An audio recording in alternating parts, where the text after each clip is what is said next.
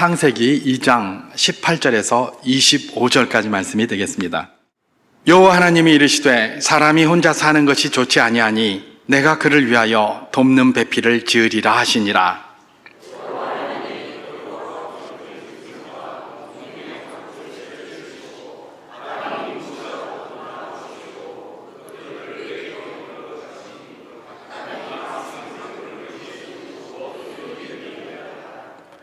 아담이 모든 가축과 공중의 새와 들의 모든 짐승에게 이름을 주니라.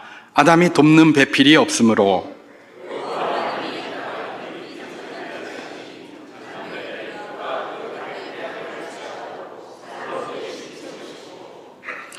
여호와 하나님이 아담에게서 취하신 그 갈빗대로 여자를 만드시고 그를 아담에게로 이끌어 오시니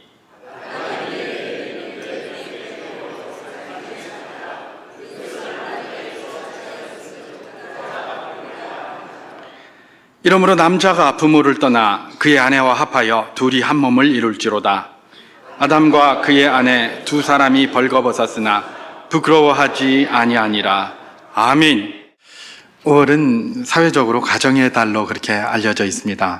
아마도 5월 5일이 어린이날이고 5월 8일이 어버이날이라서 그렇게 지정이 된 것 같아요. 그런데 이제 기독교계에서 가만히 생각해 보니까 가정의 달이라고 그러는데 어린이와 어버이만 이야기를 하고 가정의 핵심인 부부에 대해서 이야기를 하지 않는다는 겁니다. 그래서 기독교계에서 부부의 날을 이렇게 제정을 해서 국가에 요청을 했다고 합니다. 그래서 그게 승인이 됐다고 해서 부부의 날이 되었는데 5월 21일이죠. 5월 가정의 달에 20일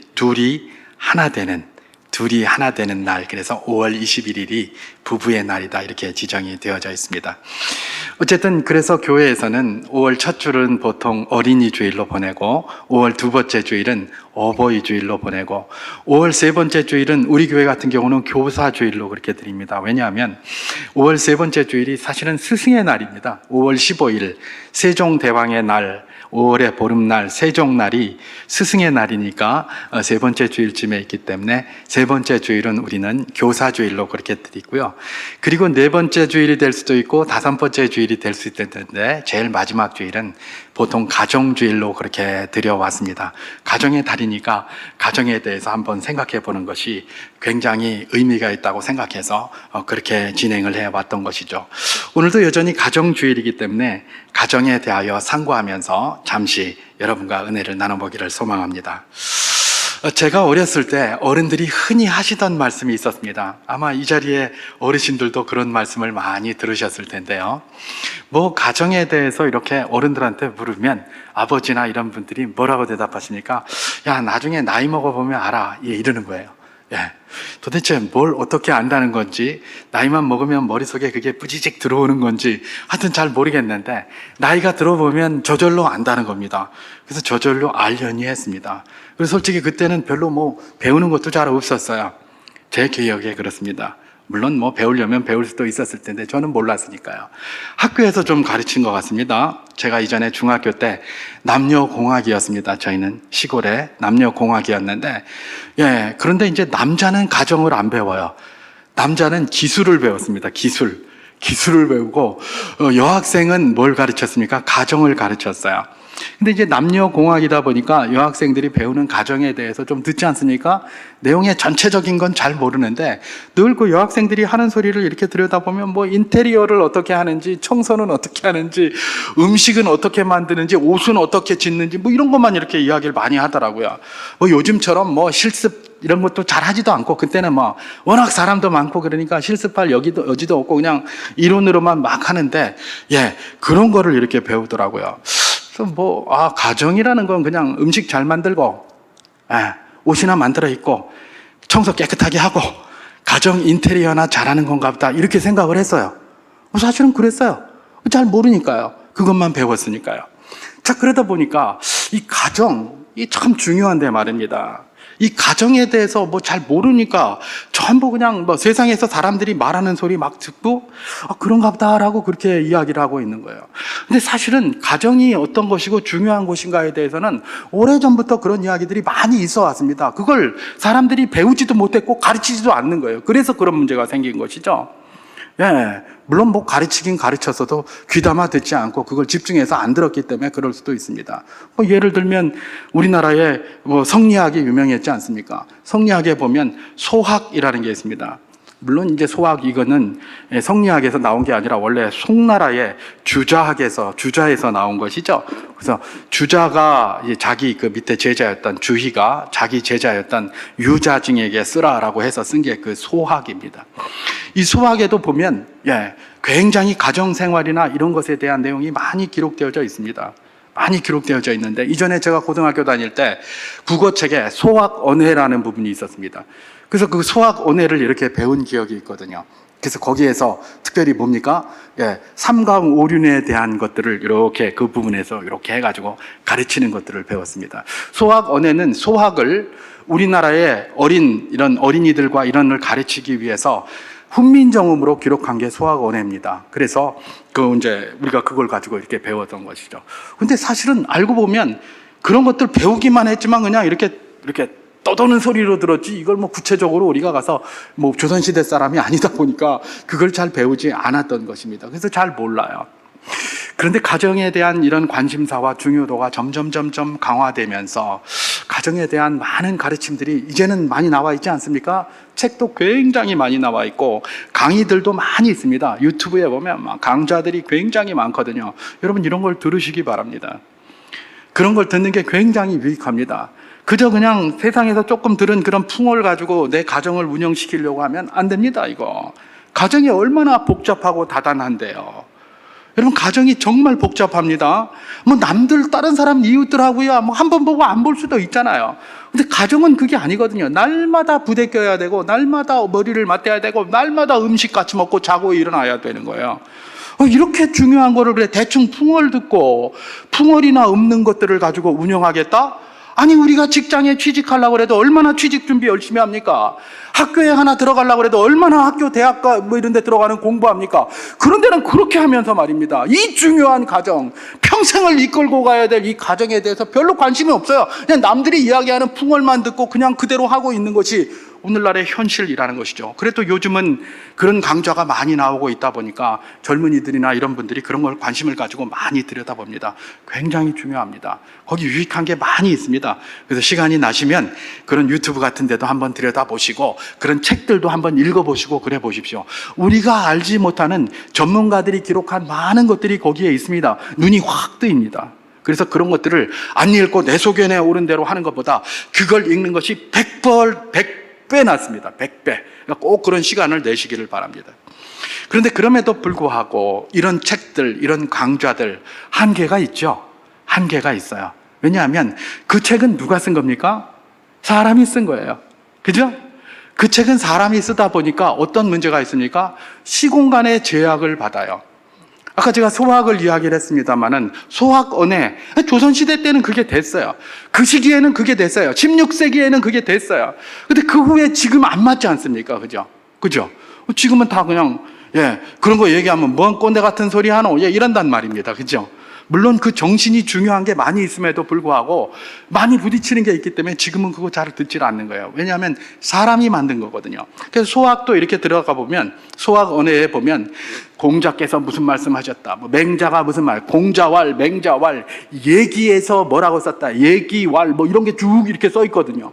다시 말해서 거기서도 자기가 뭘 이렇게 이야기를 하는 게 아니라 이런 사람들이 이야기한 걸 막 집대성을 하다 보니까 결국은 사람의 머릿속에서 나온 거고 사람의 머릿속에서 나왔다는 것은 시간과 공간의 제약을 받는다는 겁니다. 그 시대에는 됐는데 지금 안 돼요. 똑같은 시대라고 할지라도 한국에서는 됐는데 외국에서는 안 돼요. 외국에서는 했는데 한국에서 안 될 수가 있는 거죠. 왜요? 사람이 만든 거기 때문에 그래요. 그 문화적 풍토 속에서 그걸 만든 거기 때문에 그래요. 여러분 오늘날 우리가 가정을 가르치고 뭐 이렇게 하는 많은 것들 또 교육에 관한 많은 것들이 정말 전문가들이 정말 수고를 해서 많이 했습니다.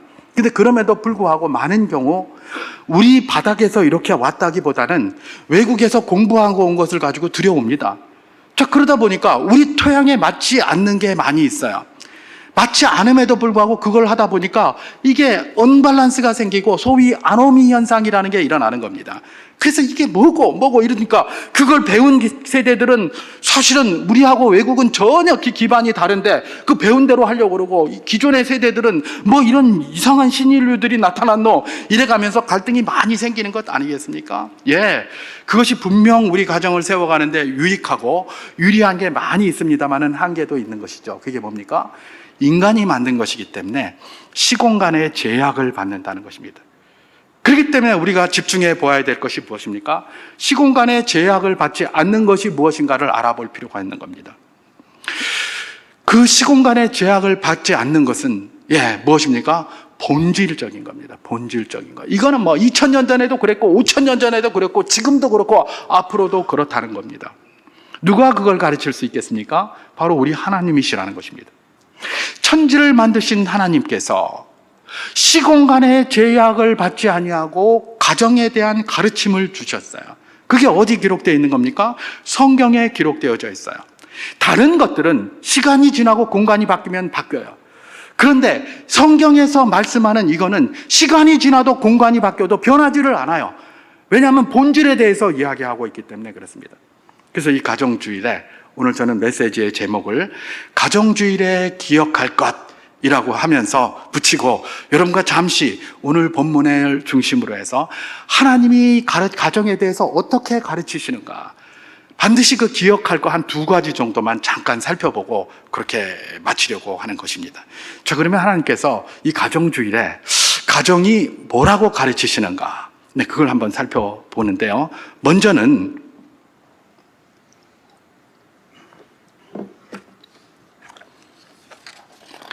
가정의 주인이 누구다? 하나님이시라고 가르칩니다. 가정의 주인이 뭐라고요? 하나님이시다. 다시 말해서 우리 가정은 누가 만들었다는 겁니까? 하나님이 만드셨다는 거예요. 예, 아멘이십니까? 예, 우리가 이거 너무나 잘 알아요. 너무나 잘 알아요. 이거 모르는 사람 하나도 없어요. 근데 말입니다, 가정에 갈등이 생깁니다. 왜 생깁니까? 가정의 주인이 하나님이신 줄을 아는데, 가정을 만드신 분이 하나님이신 줄 아는데 자꾸 내가 주인 노릇하려고 그래서 그래요. 내가 주인 노릇하려고 그래서. 가정을 누가 만들었다고요? 오늘 본문 창세기 2장 18절 제가 한번 봉독해 보도록 하겠습니다. 여호와 하나님이 이르시되 사람이 혼자 사는 것이 좋지 아니하니 내가 그를 위하여 돕는 배필을 지으리라 하시니라. 그렇게 얘기를 했습니다. 원래 아담이 제일 먼저 창조가 되었습니다. 그래서 혼자 거하게 됐어요. 이게 보니까 보기 좋지가 않아요. 그래서 하나님께서 뭘 만들었다는 겁니까? 배필을 만드셨다는 거예요. 그래서 부부가 되게 하시고 가정을 만드신 거예요. 누가 가정을 만들었다고요? 하나님이 가정을 만들었어요. 하나님이 가정을 만들었다면 그 가정은 어떤 가정입니까? 아름다운 가정, 또 그런 고백을 하고 사는 그런 가정이 돼야 되는 것이죠. 근데 여러분, 이런 거 한번 생각해 볼 필요가 있습니다. 하나님이 왜 가정을 만드셨을까? 2장 18절 말씀에 의하면 혼자 사는 것이 좋게 보이지 않아서 하나님께서 가정을 만드셨다라고 그렇게 되어 있어요. 그런데 전체적으로 이렇게 이 의미의 뉘앙스를 좀 이렇게 확대시켜 보면 하나님이 가정을 만드신 이유가 있습니다. 그 이유가 뭐냐? 저는 그렇게 말하고 싶습니다. 에덴을 에덴되게 하시기 위하여 가정을 만드셨다. 그렇게 말하고 싶어요. 여러분, 에덴이 뭡니까? 우리가 에덴 동산 많이 이야기하는데, 에덴이라는 의미가 기쁨이라는 의미입니다. pleasure, 기쁨이라는 뜻이에요. 기쁨, 기쁘다 이런 뜻이에요. 그게 에덴이에요. 기쁨의 동산인 에덴을 진짜 에덴으로 만들기 위해서 하나님께서 뭘 만드셨다? 가정을 만드셨다. 이렇게 본다는 것입니다. 여러분, 창세기 1장 31절에 이런 말씀이 있습니다. 제가 한번 봉독해 보도록 하겠습니다. 하나님이 지으신 그 모든 것을 보시니 보시기에 심히 좋았더라. 저녁이 되고 아침이 되니 이는 6째 날이니라. 이렇게 기록합니다. 하나님이 그 지은 모든 것들을 보시니 보시기에 심히 좋았더라라고 했습니다. 6일 동안 창조하시던 모든 것들을 마치시고 에덴을 딱 들여다보니까 보시기에 심히 좋았던 거예요. 보시기에 심히 좋았다. 이 부분에 잠깐 옆으로 이렇게 벗어나서 이 부분에 대해서 잠깐 한번 살펴보고 넘어가도록 하겠습니다. 왜냐하면 이 부분에 대해서는 저는 개인적으로 우리가 너무나 많이 오해를 하고 있는 부분이 있기 때문에 그렇습니다. 보시기에 심히 좋았더라 이렇게 되어 있습니다. 그래서 우리가 흔히 그렇게 배웠고 또 그렇게 가르쳐 왔습니다. 그게 뭐냐면 하나님이 첫째 날부터 여섯째 날 그 사람을 만드시기 전까지 여러 창조물을 만드시면서 피조물을 만드시면서 그들에게는 뭐예요? 보시기에 좋았더라 그랬는데 여섯째 날 사람을 창조하시고 나서는 하나님이 아담을 자기 형상과 하나님의 형상과 하나님의 모양으로 창조하셨기 때문에 보시기에 심히 좋아하셨다라고 우리가 그렇게 배워왔습니다. 맞죠?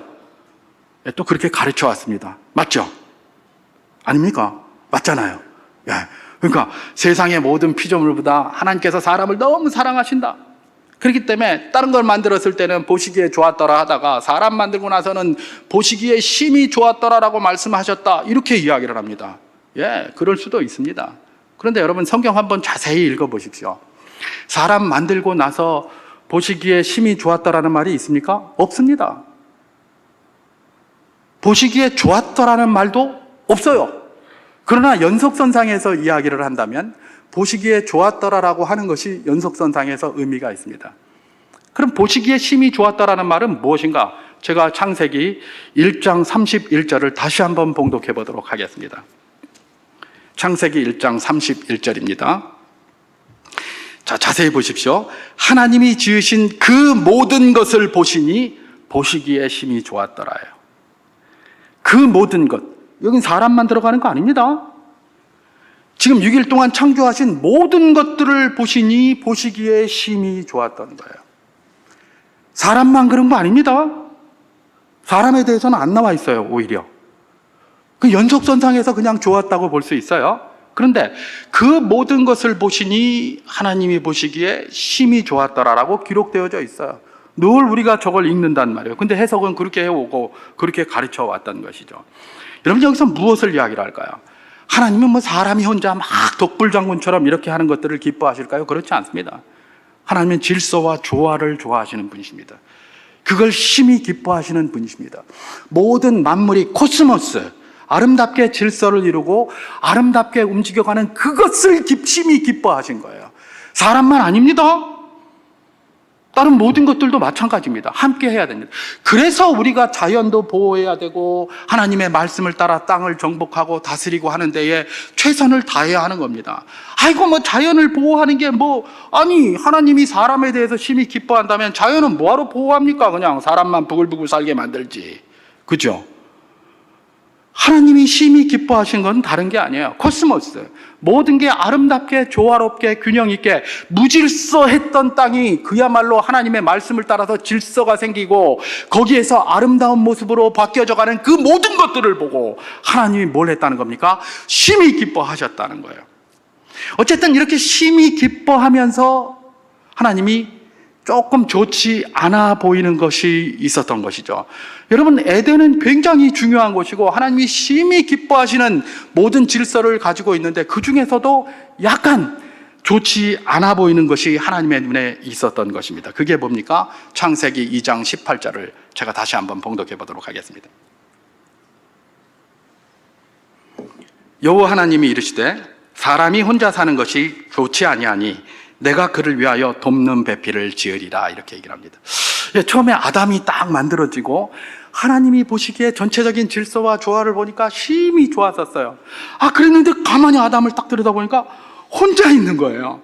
이게 좋아 보이지를 않는 거예요. 이게 좋아 보이질 않는 거예요. 그래서 정말 이걸 좋아 보이게 하시기 위해서 뭘 했다? 아담을 위하여 돕는 배필을 지은 거예요. 그래서 가정을 만드신 거예요. 여러분 가정 왜 만드셨다고요? 에덴을 에덴답게 하기 위해서 그래요. 에덴을 에덴답게 하기 위해서 그래요. 우리 가정은 하나님께서 에덴을 만드시는 전초기주로 우리에게 주신 것입니다. 그래서 하나님이 그 에덴을 보시고 심히 기뻐하셨다면 우리도 그런 에덴으로 회복하기 위하여 몸부림을 쳐야 되는 겁니다. 그게 바로 뭡니까? 하나님의 뜻인 것입니다. 하나님은 우리 가정을 왜 만드셨다고요? 에덴답게 하기 위하여 우리 가정이 에덴이어야 하는데 그 에덴을 완전한 온전한 에덴으로 만들기 위하여 우리 가정을 허락해 주셨다라는 사실을 우리는 조금도 흔들리면 안 될 것입니다. 그렇습니다. 가정은 하나님이 만드신 기관입니다. 그렇기 때문에 하나님이 주인이 되는 거예요. 그런데 이런데 왜 갈등이 생긴다고요? 하나님이 주인이고 하나님이 만드셨는데 하나님 앞에 그것을 맡기고 하나님의 뜻대로 해야 되는데 다 내가 주인이 되려고 하니까 문제가 생기는 거예요. 그럼 내가 주인이 되려고 하니까 남편도 주인 되려고 그러고 아내도 주인 되려고 하고 하니까 막 서로 싸우는 거예요. 갈등이 생겨요.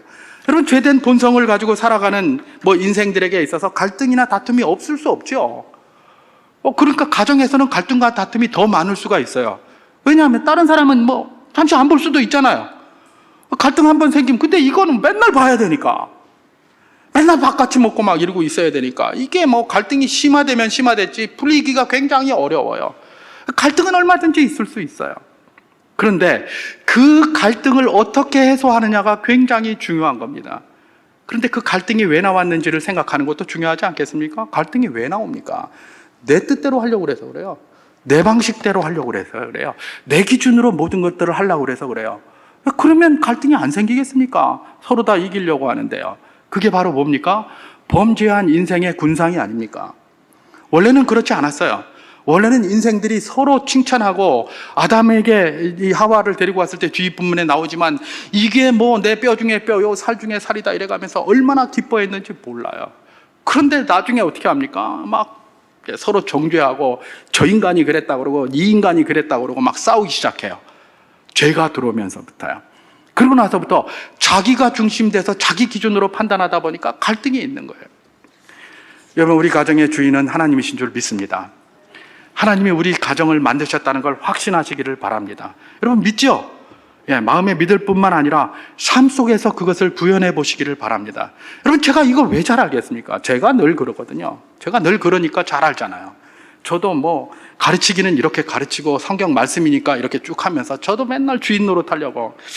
그래도 내가 가장인데 아빠가 그 남편이 이런 말이에요. 예. 저도 많이 하잖아요. 그러니까 이게 너무 잘 알죠. 안 해보면 어떻게 알겠습니까? 해보니까 알죠. 제 마음대로 한번 해보려고. 근데 할 때마다 갈등이 생겨요. 할 때마다. 우리가 다 경험이 있잖아요. 그죠? 그러니까 이제 우리 가정이 주님 은혜 가운데 건강히 세워져 가기를 원합니까? 예. 가정의 주인은 하나님이시다라는 이 단순한 원리, 우리가 너무나 잘 알고 있는 이 원리를 삶 속에서 실천해야 되는 거예요. 실천해야 돼요. 그러면 어떻게 됩니까? 갈등이 생겼다가도 없어져요. 갈등 안 생길 수 없어요. 생겼어요? 또 없어져요. 갈등이 생길 때 뭐랍니까? 예, 부부가 그렇게 이야기하십시오. 당신 우리 가정 주인이 누구지? 누구지? 그럼 그때부터 이제 별로 할 말이 없죠. 이렇게. 그게 브레이크입니다. 여러분, 우리 가정 배우자 누가 주셨다고요? 하나님이 나에게 붙여줘서 그 사람이 내 배우자가 된 겁니다. 내가 저 인간하고 결혼한 게 내가 인생 철천지 실수다. 그런 사람 많습니다. 제가 신학대학원 이전에 다닐 때 이제 집에 이렇게 토요일 날 이렇게 있으면서 TV를 이렇게 보면 서세원의 좋은 세상 만들기 이런 거 했었습니다. 그죠? 그때 오래됐어요. 저 시골에 할아버지 할머니들 갖다 이렇게 놓고 스케치북에 이렇게 글자 써가지고 딱 할머니 머리 위에 올리면 할아버지가 그 앞에서 막 이렇게 하면서 그걸 설명을 합니다. 그러면 할머니가 답하는 거였죠. 아마 여러분들 다 한 번쯤 들어보셨을 거예요. 근데 거기에 뭐가 나왔습니까? 천생연분이라는 말이 딱 나왔다 그러죠. 딱 갖다 대니까 할아버지가 딱 보더니 갑자기 그냥 뭐라고 얘기를 합니까? 당신과 나 사이. 딱 그러는 거예요. 맥도 모르면서. 자기는 평생 그러고 살았어요. 그러면 그 답이 나올 줄 알았어요. 그래서 당신과 나 사이 그랬어요. 그랬더니 할머니가 뭐라고 그러죠? 왼수. 딱 그러는 거죠. 왼수. 그러니까 자기는 왼수라고 안 산 거예요. 평생. 자기 소견에 옳은 대로 살았으니 말입니다.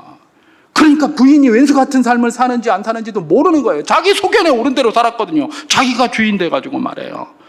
그러니까 그 답이 아니거든요. 그러니까 두자 말고 내자. 딱 그래요. 그러니까 뭐라고 했다고요? 평생 왼수. 한 번도 왼수가 아닌 적이 없는 거예요. 왜요? 자기 소견대로 살았거든. 그러니까 이 사람은 얼마나 왼수가 되겠어요. 여러분, 하나님께서 먹지 말라는 그 선악을 알게 하는 나무를 먹고 나서 인간들이 저주를 받았습니다. 그죠? 남자는 무슨 저주를 받았죠? 남편은 종신토록 이마에 땀을 흘려야 돼요. 요즘 젊은이들 또 요즘 사람들 남편들이 아내에 대해서 나만 맨날 가서 일하노. 그런데 니도 가서 벌어와라. 그런 소리 하지 마세요. 그게 남자의 저주의 원리입니다. 그죠? 남자들은 종식토록 이마에 땀을 흘려야 돼요.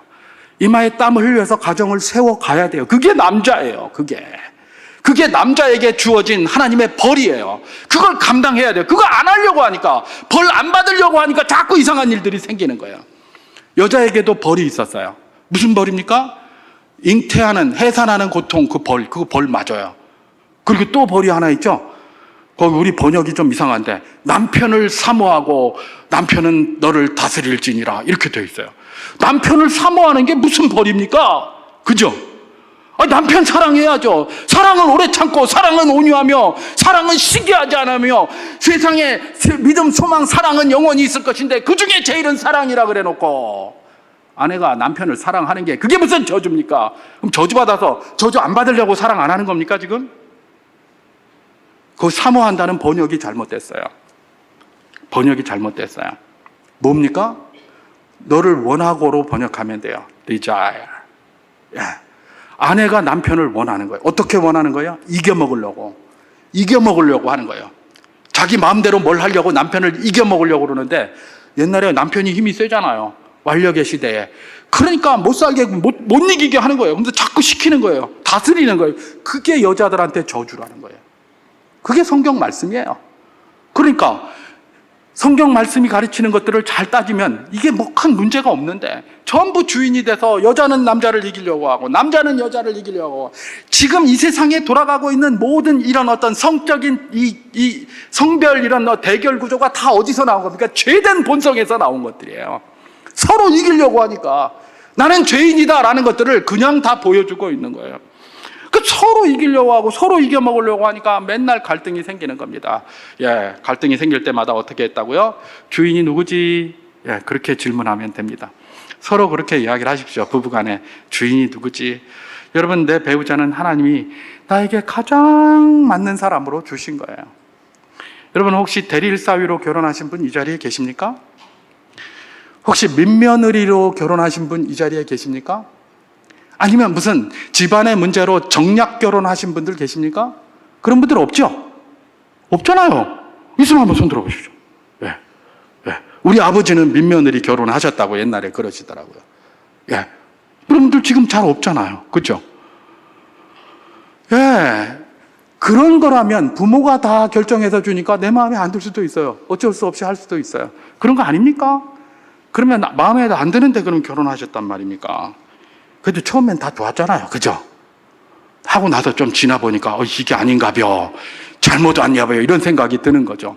처음엔 다 좋아서 했잖아요. 근데 왜 이게 아닌가벼 할까요?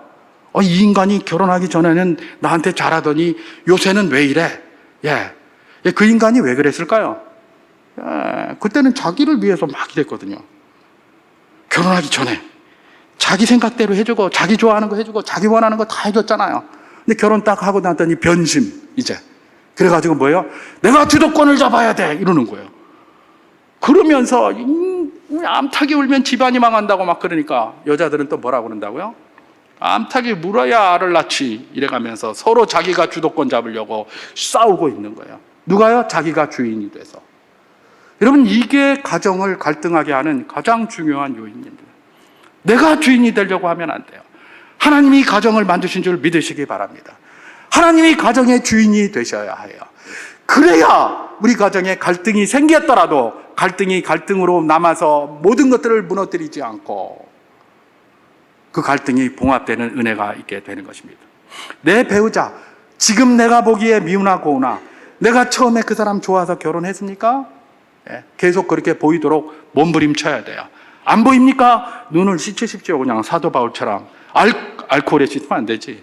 맹물에 씻던지 뭐에 씻던지 해가지고 막 이 눈에 잘못하게 끼어있는 이 뿌연 이런 세속의 이런 관점들의 눈태를 다 벗겨내십시오.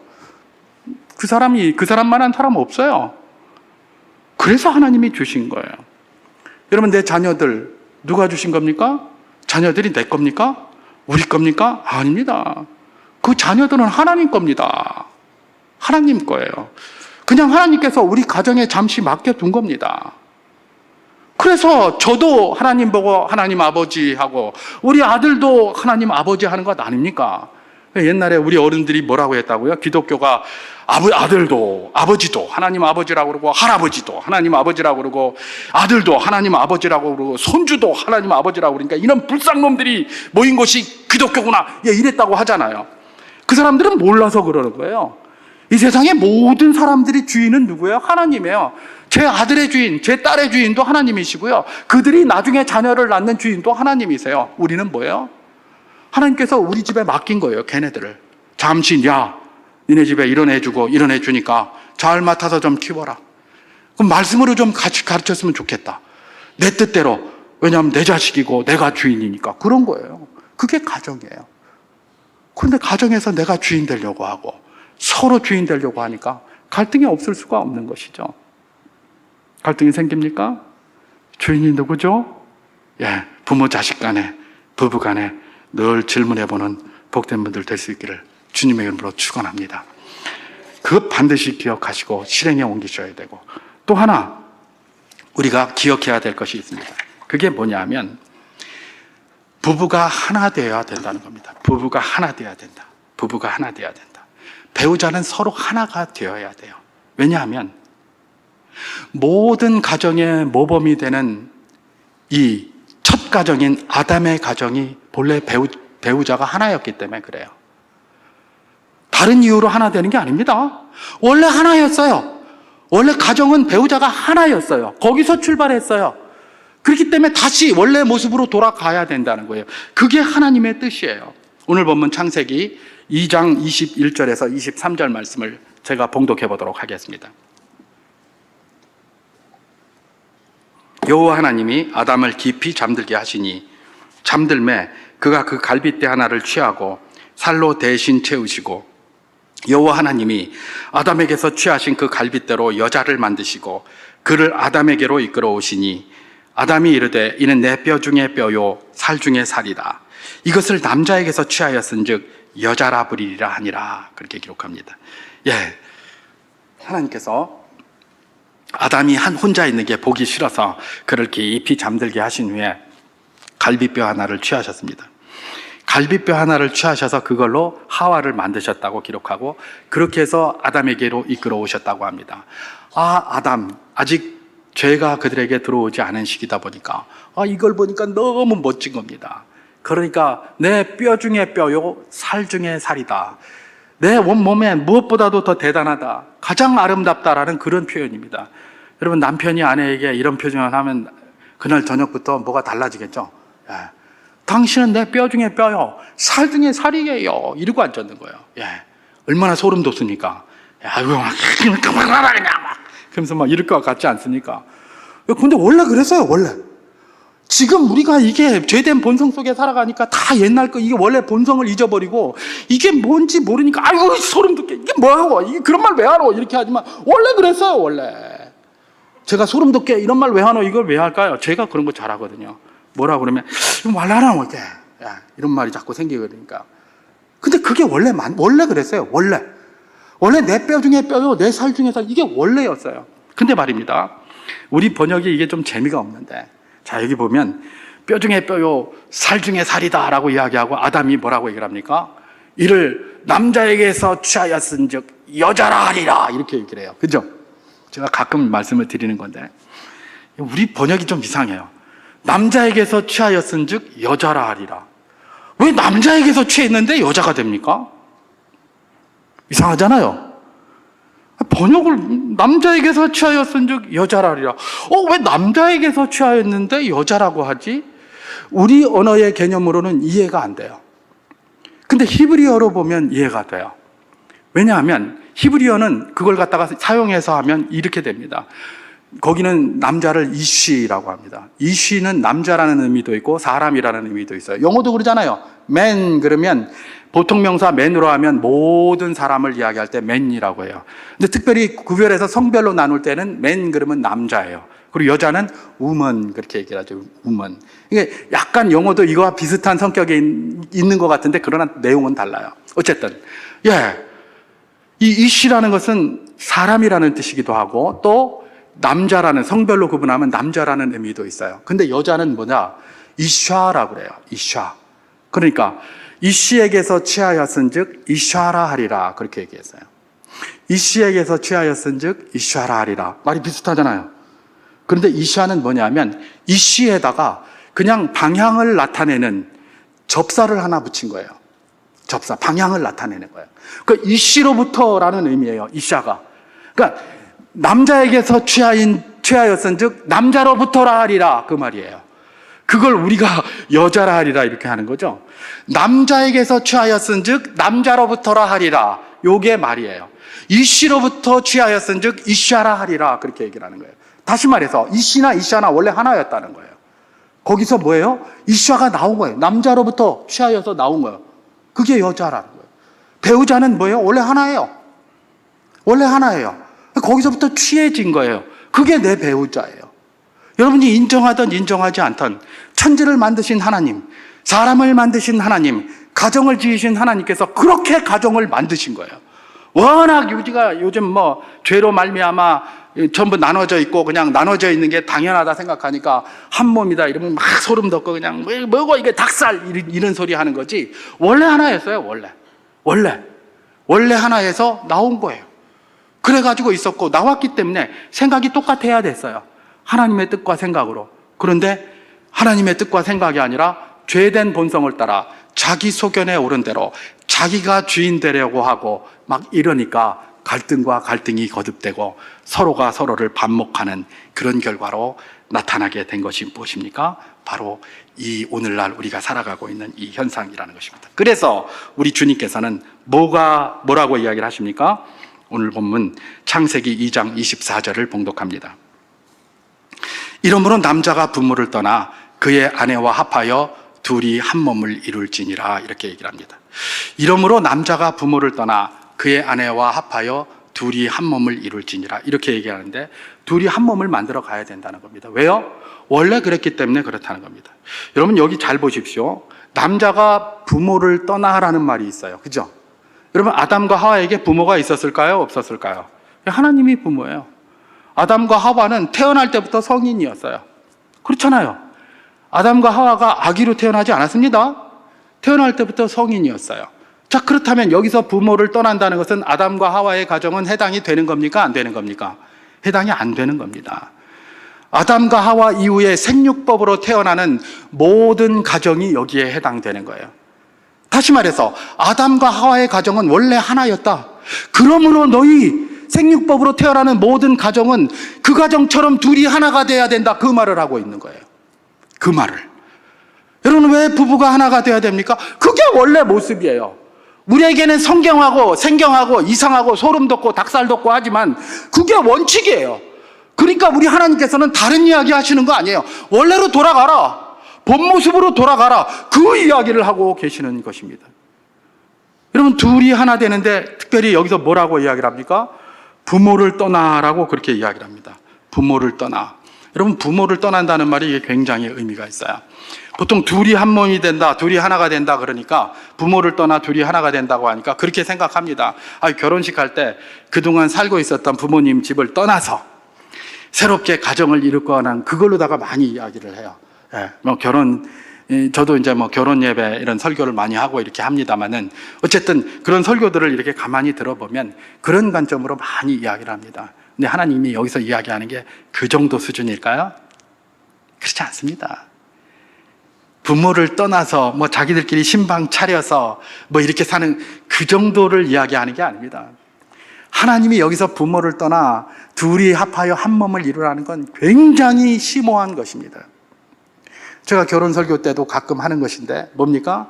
그 둘이 합하여 한 몸을 이룬다는 건 뭐예요?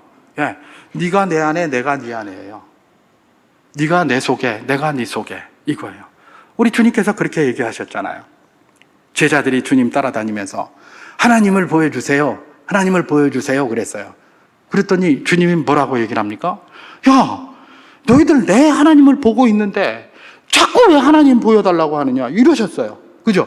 그러면서 지금 네가 나를 보고 있으면 곧 하나님을 보는 거라고 그랬어요. 그러면서 뭐예요? 아버지가 내 안에, 내가 아버지 안에 있다라고 이야기를 하시잖아요. 이게 삼위일체 하나님이에요. 그래서 아들을 보면 아버지가 보이고, 아버지를 보면 아들이 보이고, 성령을 보면 아들 아버지가 보이고, 아버지를 보면 아들 성령이 보이고, 이렇게 이게 삼위일체예요. 여기서 한 몸을 이루라고 할 때, 둘이 하나가 돼서 한 몸을 이루라고 할 때, 이거는 그냥 뭐 이렇게 서로 다른 데 와가지고 이렇게 하라는 게 아니에요. 삼위일체 하나님처럼 그 생각과 마음이 똑같아가지고 그렇게 이루어 나가는 그런 가정을 세워가라는 거예요. 그런 가정을. 여러분, 요즘은 뭐 그거 안 저기 하지만 우리 어르신들은 다 한 번쯤 들어보셨을 노래인데요. 예, 제가 한번 그 노래가 기억이 나서 인터넷에서 한번 찾아봤습니다. 찾아봤더니 하춘아 씨가 그걸 불렀더군요. 제목이 영감타령입니다. 영감타령. 뭐 아시죠? 우리 어르신들. 영감 배불러 뒤뜰에 뛰어놀던 병아리 한 쌍을 보았지 어째소, 뭐 이런 거예요. 보았지 어째소 물었을 때 남편이 영감이 뭐라고 대답합니까? 이 몸이 늙어서 몸보신 하려고 먹었지, 이렇게 대답합니다. 그러면 요즘 아내들은 어떻게 할까요? 뭐라카노!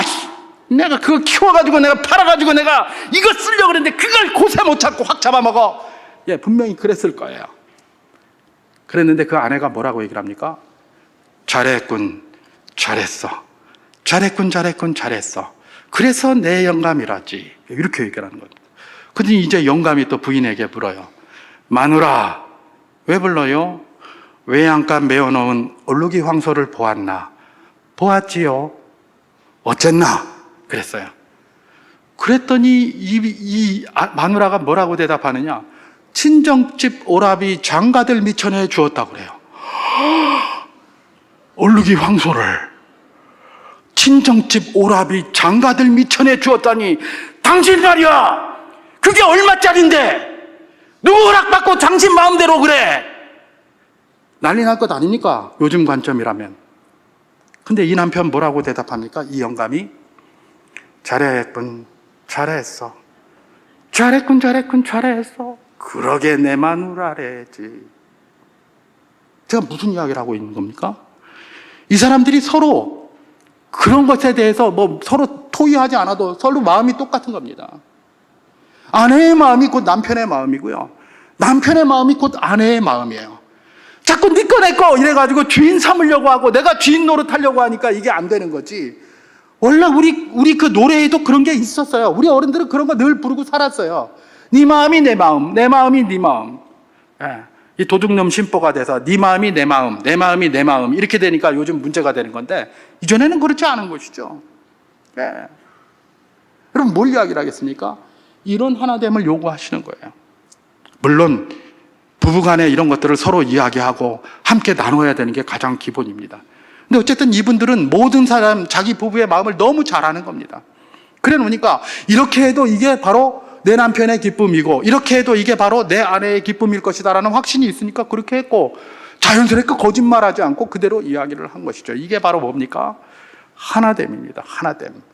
하나님께서 말하는 하나됨이 이런 거예요. 이런 거. 그냥 막 같이 한 지붕 두 가족처럼 하다 이렇게 사는 거 아니에요. 적과의 동침 이런 게 아니에요. 그냥 같이 이렇게 온 마음이 하나가 돼서 그렇게 살아가는 것, 그거예요. 그런데 특별히 어떻게 하나가 되라고요? 부모를 떠나 하나가 되라고 이야기를 했습니다. 부모를 떠난다는 말이 뭘까? 예, 뭐 부모님과 이제 신방을 차리기 위해서 다 분가해서 사는 거 뭐 그렇게 보통 설명을 하는데, 예, 뭐 그것도 의미가 있겠죠. 그러나 저는 그렇게 해석하지 않는다고 했습니다. 부모를 떠나, 저는 그렇게 해석합니다. 부모를 떠난다는 말은 익숙한 곳으로부터 떠난다는 거예요. 그러니까 내 위주로부터 떠난다는 말이기도 해요. 사람은 자기 익숙한 대로 살기를 원하거든요. 내 익숙한 대로 모든 걸 하기를 원해요. 부모가 나의 익숙한 점이에요. 여러분, 우리 자녀들 키울 때 이들이 그 집에 가서는 청소도 열심히 하고 밥도 열심히 하고 뭐 설거지도 하고 별짓 다 하는데, 친자매만 오거나 뭐 자기 집에만 오면 아무것도 안 하고 벌렁 누워 있어요. 아닙니까? 이야, 대단한 멋진 효자 효녀들을 두셨네. 아이, 우리 자식들은 근데 왜 그 집은 깨끗하게 치우면서 우리 집에만 오면 그렇게 안 치우고 벌렁 누워 있는지 똑바로 정신 차리세요, 우리 자식들. 예. 왜 그럴까요? 편하니까 그래요. 편하니까. 엄마 아빠 집에 가면 편한 거예요. 나에게 익숙한 거예요. 그러니까 누워 있는 거예요.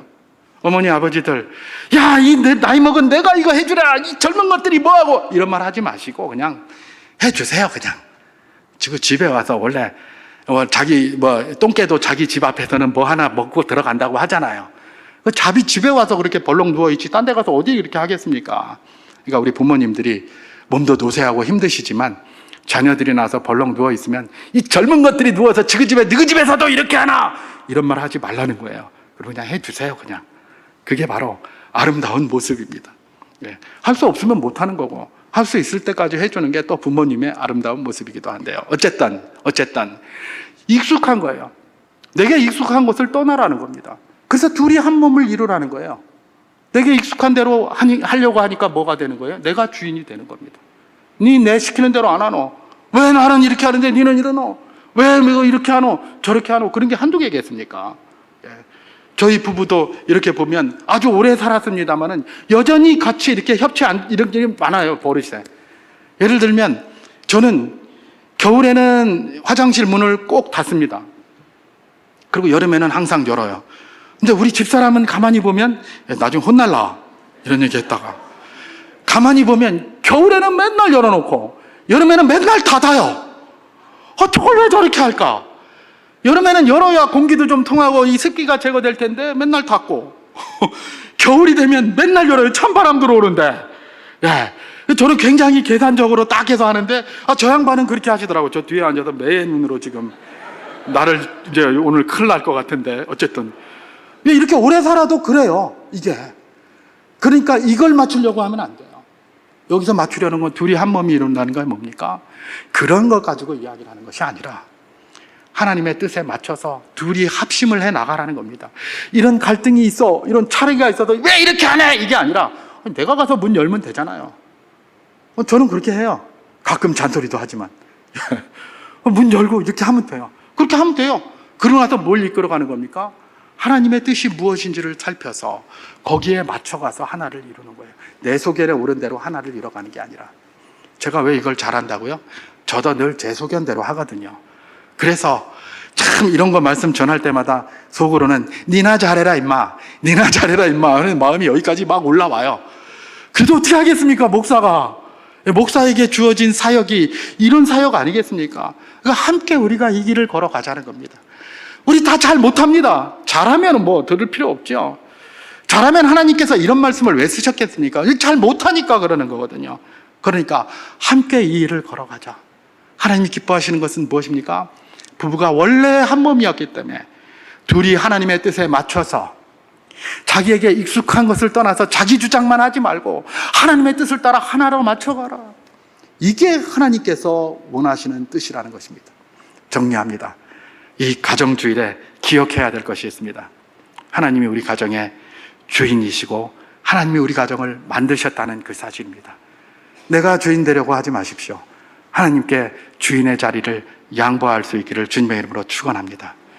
두 분이 배우자가 한 몸을 이뤄가기를 소망합니다. 자녀들과도 한 몸이 되기를 소망합니다. 나에게 익숙한 대로 뭘 주장하는 것이 아니라 익숙한 부모를 떠나 하나님이 보여주시는 아름다운 에덴을 향한 그 길, 말씀의 그 길을 향해서 계속해서 걸어가므로 하나님의 은혜가 풍성해지는 건강한 가정이 우리 수정교회에 속한 모든 권속들의 가정이 될 수 있기를 주님의 이름으로 축원합니다.